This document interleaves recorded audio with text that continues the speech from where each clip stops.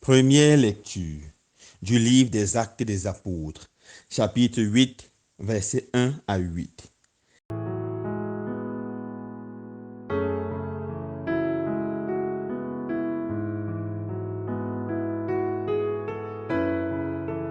Le jour de la mort d'Étienne, éclata une violente persécution contre l'église de Jérusalem.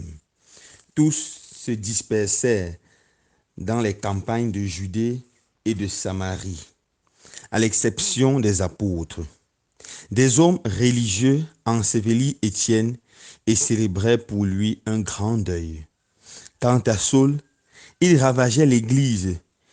Il pénétrait dans les maisons pour en arracher hommes et femmes et les jeter en prison. Ceux qui s'étaient dispersés annonçaient la bonne nouvelle de la parole là où ils passaient.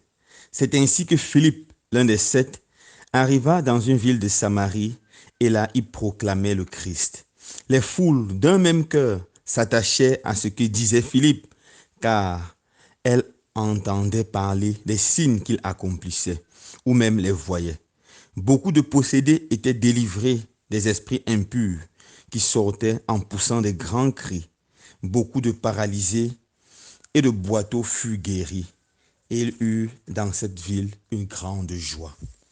Parole du Seigneur. Nous rendons grâce à Dieu.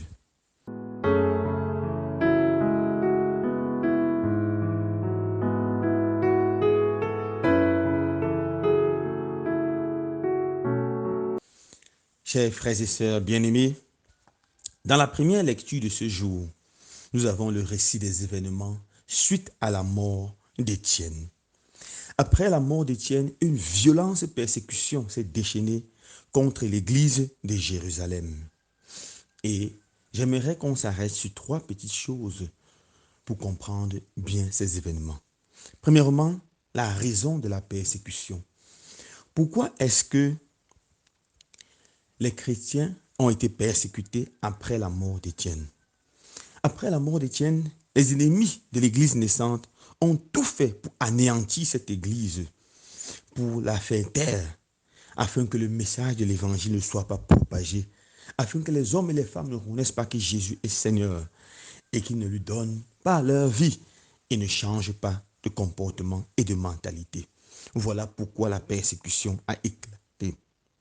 Aujourd'hui encore, frères et sœurs bien-aimés, l'Église est persécutée chaque fois qu'elle annonce l'Évangile avec force, chaque fois qu'elle prend le parti des faibles, le parti des pauvres, chaque fois qu'elle prend le parti de la vérité, qu'elle soit une vérité morale ou une vérité sur le plan politique, l'Église est persécutée. Les chrétiens de façon individuelle sont persécutés chaque fois qu'ils décident de vivre tel que l'Évangile les commande de vivre. Ils sont persécutés dans leur lieu de service. Ils sont persécutés souvent même dans leur famille. Quand ils refusent de faire comme monsieur ou madame tout le monde, ils sont persécutés. La deuxième chose, c'est que devant cette persécution, tous les chrétiens s'enfuient, à l'exception des apôtres. Les apôtres restent fermes. Les apôtres restent fermes pour 2 raisons. Premièrement, c'était des hommes courageux. Avant la Pentecôte, les apôtres étaient des poltrons. Ils s'étaient enfuis devant le drame de la passion de Jésus. Mais une fois qu'ils ont reçu l'Esprit Saint, ce sont des personnes totalement et entièrement différentes. Ils n'ont plus peur. Saint Paul dira à Timothée, ce n'est pas un esprit de peur que tu as reçu, mais un esprit de force et de courage. L'Esprit Saint nous donne la force et le courage de faire face à la persécution avec le regard fixé sur Jésus. Les apôtres étaient des hommes courageux, ils ne sont pas enfuis. Je me rappelle, je lisais un petit document qui parlait de l'entraînement des marins.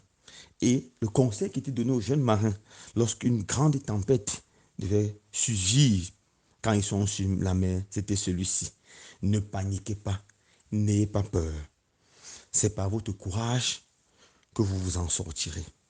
Le courage vous donnera de trouver une solution. Le courage de l'évangile. Nous devons demander au Seigneur le courage des apôtres.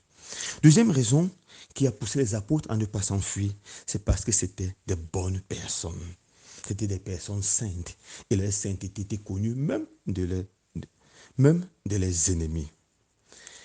Je me rappelle un prêtre qui disait dans un document, Au moment où les prêtres étaient grandement sabotés dans les réseaux, dans les médias, où les prêtres étaient accusés de tout ça, de toute façon, ce prêtre philippin a dit quelque chose de beau lors d'une homélie. Il a dit, la meilleure façon pour faire face à ces persécutions, c'est d'être des bonnes personnes, de mener une vie tellement sainte et tellement exemplaire que par notre façon de vivre, nous allons fermer la bouche de tous ceux-là qui s'acharnent contre l'Église, contre le sacerdoce. Nous allons nous efforcer à être des saints. Et il a cité Platon, et il a dit, une fois, Platon avait été persécuté. On a répandu des grands mensonges et des calomnies contre lui. Et qu'est-ce que Platon a répondu lorsqu'il a appris cela? Il a dit, moi je vais vivre tellement bien que mon style de vie va fermer la bouche de tous ceux-là qui mentent, qui propagent des mensonges à mon sujet. Un style de vie beau donne la force de tenir devant la persécution. La troisième chose que j'aimerais relever dans l'évangile de ce jour, c'est que lorsque le peuple, les autres chrétiens se sont enfuis en chemin, ils ne fermaient pas leur bouche, mais ils prêchaient l'évangile. Ils prêchaient la bonne nouvelle qui sortait de la bouche de Dieu. C'est ainsi que Philippe arrive en Samarie et là, il prêche l'évangile. Notons bien que Samarie était une localité hostile au judaïsme, hostile à l'enseignement qui venait des Juifs. Mais ils accueillent Philippe avec joie. Philippe prêche l'évangile et ils se convertissent massivement devant la parole d'amour qu'il prêche, devant les signes qu'il accomplit, devant les libérations et les guérisons qui sont faites par sa prière, par son intercession. Et finalement, une grande joie a envahi toute la ville. Nous nous rendons compte, frères et sœurs bien-aimés, que la persécution n'est jamais une fatalité dans l'Église, mais une nouvelle opportunité de témoigner de Jésus où nous sommes et de produire où nous serons la joie, la vraie joie.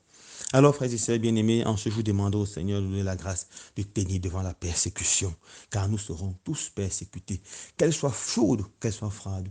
Nous serons persécutés, de tenir devant la persécution, de rester des personnes courageuses, des personnes qui mènent une vie authentiquement chrétienne et surtout de ne pas nous taire, de continuer à annoncer au monde entier que Jésus Seigneur est notre seul sauveur. Loué soit Jésus-Christ.